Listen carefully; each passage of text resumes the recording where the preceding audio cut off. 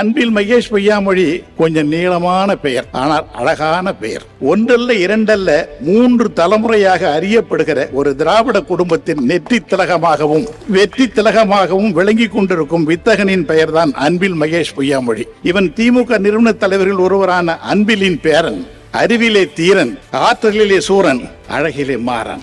இவன் பகுத்தறிவு பூங்காவில் பூத்த மகன், பல்வேறு ஆளுமையை பார்த்த மகன், கலைஞரின் கவனத்தை ஈர்த்த மகன், தளபதியின் புகழ்பாடி ஆர்த்த மகன், உதயநிதியோடு கைகோர்த்த மகன், அன்பில் பொய்யாமொழியின் மூத்த மகன். என்னை போன்றவர்களுக்கு இவன் இளைய மகன். இவன் இப்போது எப்பொழுதும் சுறுசுறுப்பில் தேனி, இளைஞர்களை ஏற்றிவிடும் ஏணி, கல்வி கடல் கடக்க உதவுகிற தோணி, நம் கடகத்தோருக்கு இவன் ஓர் அச்சாணி. சுருக்கமாக சொன்னால் அலட்டல் இல்லாத பேச்சு, ஆரவாரம் இல்லாத நடை, தன்னிலவு போன்ற முகம், தளபதி சுமக்கும் அகம், கடமை செய்வதில் நேர்மை, களப்பணி ஆற்றுவதில் கூர்மை, இணக்கத்தில் எளிமை, இதயத்தில் இனிமை, அரவணைப்பில் தூய்மை, ஆட்சியில் தூய்மை, இருந்தால் காற்று எழுந்தா புயல்.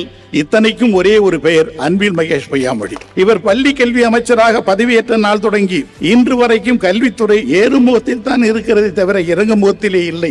எத்தனை திட்டங்கள், அத்தனை திட்டங்களுக்கும் அறிவுசார் திட்டங்கள். 6வது அறிவை துலங்க வைத்து 7வது அறிவை எட்ட வைக்கும் ஏற்றல் மிகு திட்டங்கள். தொடக்க கல்வியை தூக்கி நிறுத்துவதற்காக எண்ணும் எடுத்தும் திட்டம். வீட்டு வாசற்படி வரைக்கும் வந்து கற்பிக்கும் இல்லந்தேடி கல்வி திட்டம். ஊட்டச்சத்து ஊட்டுவதற்காக ஆரோக்கியம் கலந்த அறிவு வினை மீட்டுவதற்காக அற்புதமாய் உருவெடுத்துள்ள முதலமைச்சரின் காலை உணவு திட்டம். ஒவ்வொரு மாணவருக்கும் திறம் என்பதை வரம்போல வாரி வழங்கி நான் முதல்வன் எனும் நம்பிக்கை திட்டம். ஏன், எதற்கு, எப்படி என்று சிந்தனையை வளர்த்து பகுத்தறிவோடு கேள்வி கேட்க வைக்கும் வானவில் மன்றம். அறிவியல் ஆராய்ச்சி திட்டம் என்ற அறிவிப்பு 50க்கும் மேற்பட்ட அறிவுசார் திட்டங்களை அமைதியாய் செயல்படுத்தி அடுத்த தலைமுறையை அறிவுலகத்திற்கு உச்சிக்கு அழைத்து போகும் அமைச்சராக தம்பி மகேஷ் பொய்யாமொழி பணி செய்வதை தமிழ்நாடு மட்டுமல்ல இந்திய ஒன்றியமே பாராட்டி கொண்டிருக்கிறது. வரி வரியாய் எழுதும் நம்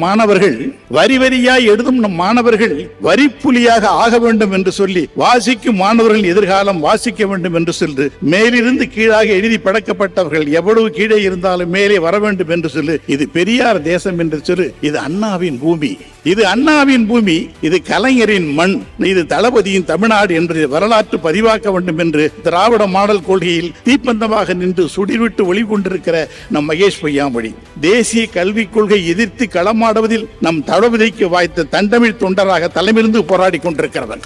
இந்தியாவில் யாரும் எதிர்க்கல. முதல் போர் கொடுத்தவன் நம்முடைய ஆள் தான், நம்மால் தான், நம்ம ஊர்காரன் தான். உலகத்தில் யாரால் பார்க்கவே முடியாது. மாநில பட்டியலுக்கு கல்வியை மாற்றி என்று இந்தியாவுக்கு வழிகாட்டும் இணையற்ற குரலாக எழுந்து நின்று இமயத்தை அதிர செய்தும் நம் மாண்புமிகு முதலமைச்சர் அவர்களின் அன்பு பட்டியலில் இடம்பெற்ற அன்பில் மகேஷ் பற்றி நாம் சொல்வதை விட நம் முதலமைச்சர் சொல்றாரு பாருங்க.